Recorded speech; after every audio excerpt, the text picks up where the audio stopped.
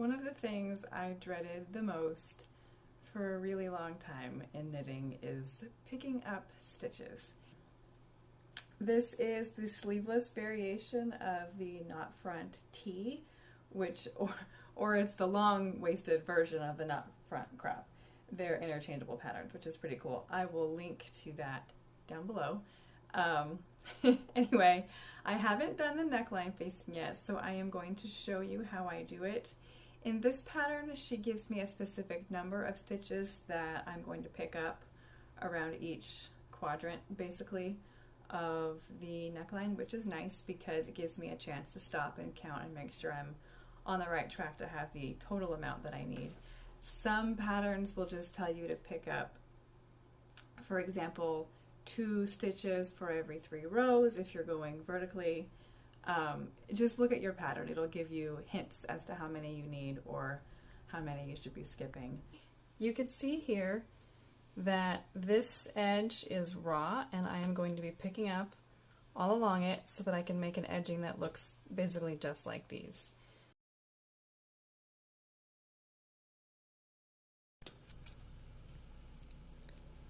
As you can see here, this is not my tank top, it's a gauge swatch. I recorded myself picking up the neck trim on my tank top, and it was terrible. It was a bad recording. You couldn't see what I was doing at all. And I love you too much to put out a subpar video like that, but I also don't love you enough to rip everything out and redo it, so this is what we're doing today.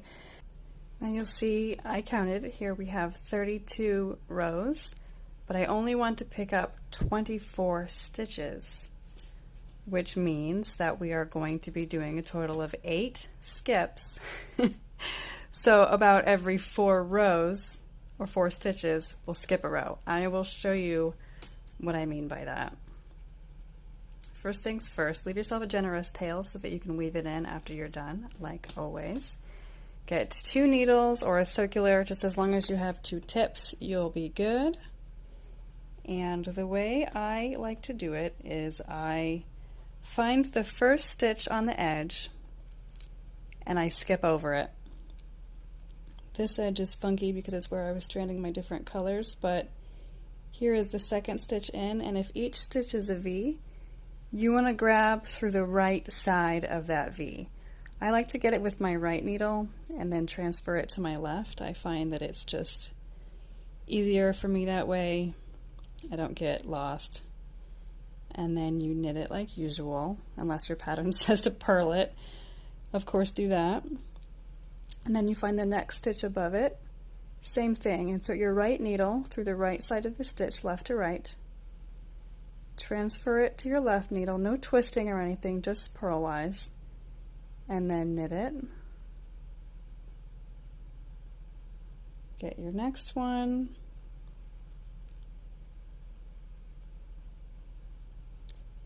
Knit it, one more,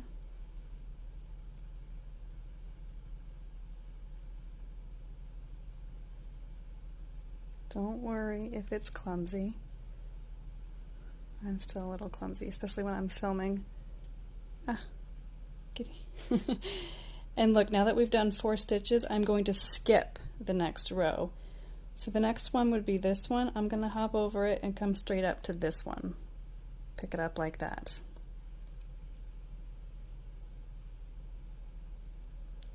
Show you a few more real close here. Here's that stitch. Pick up the right side of it. If it's a little bit tight, just wiggle your needle in there. Try to make sure you're not grabbing half of the strand of yarn, but all of it.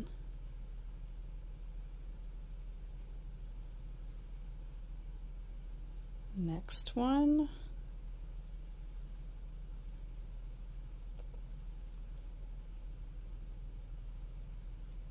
How many do we have?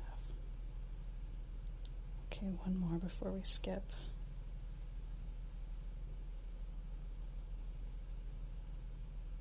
Then we're going to skip this one, come up to that guy,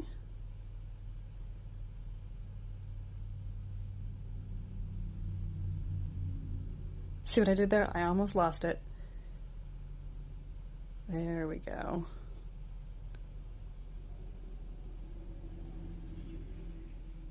Another thing you want to make sure you're not doing is you don't want to go under that stitch again because you'll totally just lose it. So make sure instead of this you're going around it to the next one.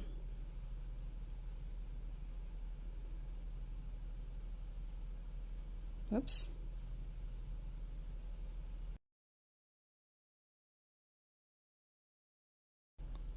And I am going to show you an alternate method where you twist the stitch as you knit it. Like see how these are really loose here because it's on the edge and my tension is kind of loose there. Let's see. All right, especially this one, this guy's super loose. So what I like to do in that case is instead of knitting it regular, you knit it through the back loop, which just means that you're going right to left still, but through the back side of it, yarn's still in the back because you're knitting, and that creates a twisted stitch which kind of leans to the left, but it also tightens it up a little bit. Here's another through the back. See how that gives it a different look? So if you do that, you want to stay consistent across the whole row and not be switching back and forth. After you're done, this is what the back side will look like. So you can see the whole selvage right there with that row you skipped, your new line, your new row of knits, and this is the front.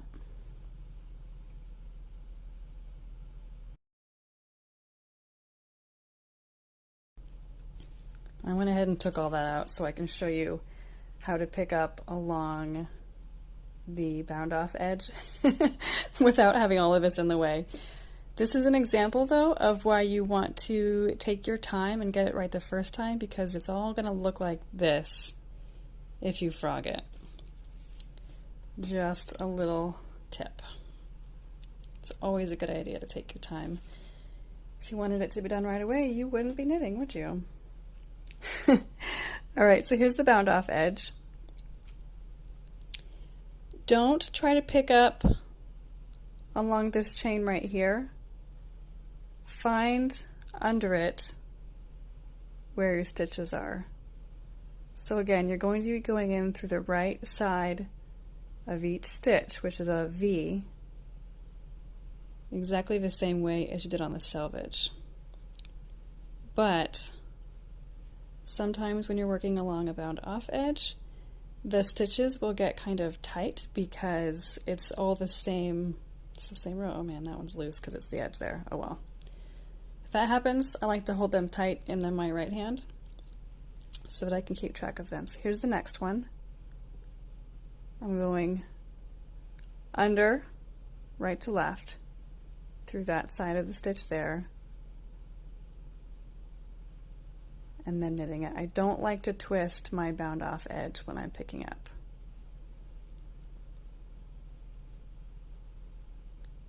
There's another one.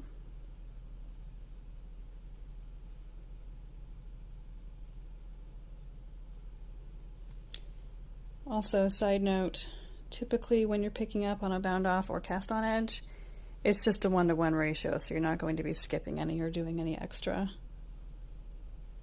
Here's an example of the stitch getting tight. I almost couldn't see this side of it. So when that happens, just wiggle it with your needle until it relaxes.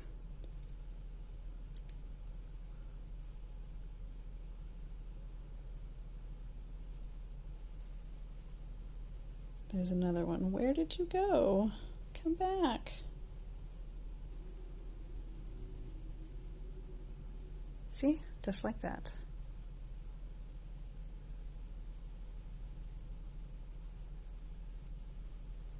And then you keep going until you have your desired number of stitches picked up, and then continue with your pattern. After the row is finished, here it is on the right side. Here's the wrong side. Kind of pretty, right?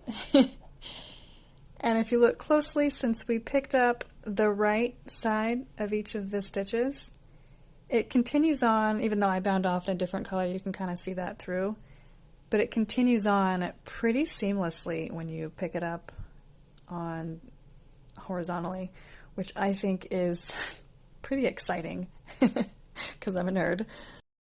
Here's the tank top after I finished it, and I wanted to show you the difference between twisting the stitches and not twisting on the first row as you pick up. So on the armholes, I did not twist the stitches. Here's one.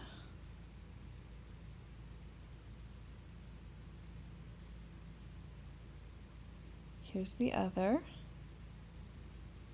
And here are the twisted stitches. It's not a huge difference, but you can just look at it and see the difference so you can make your own decision.